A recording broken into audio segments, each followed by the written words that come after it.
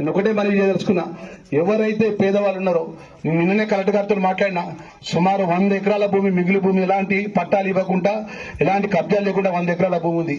ఆ 100 ఎకరాల భూమి గ్రామ సభ పెట్టి ఎవరు పేదవాళ్ళు నరసింగాపూర్ లో ఉంటే మీరు చెప్పిన వారికి మా కలెక్టర్ గారి ద్వారా ఆర్డీఓ గారి ద్వారా రెవెన్యూ అధికారులు ఇచ్చే ఏర్పాటు పట్టా ఇచ్చే ఏర్పాటు నేను అతి త్వరలో చేస్తా. దాన్ని నేను మాటిస్తున్న విషయాన్ని కూడా మా గ్రామ ప్రజలు మనం చేసుకుంటున్నాం.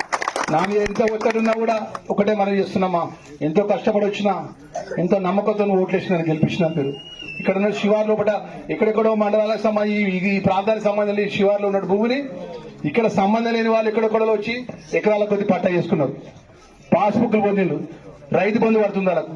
వాళ్ళ సంబంధం లేదంటే ఎక్కడో వేరే మండలం ఉంటుంది, ఇక్కడ 5 ఎకరాల భూమి వాళ్ళ పాస్బుక్ ఉంటుంది. అరే నీకు పాస్బుక్ ఎవరు ఇచ్చిందా అంటే గతంలో కరీంనగర్, ఇప్పుడు తమ్ముడు చెప్తాను కరీంనగర్ జిల్లా వాళ్ళు కూడా వచ్చిందంటారు.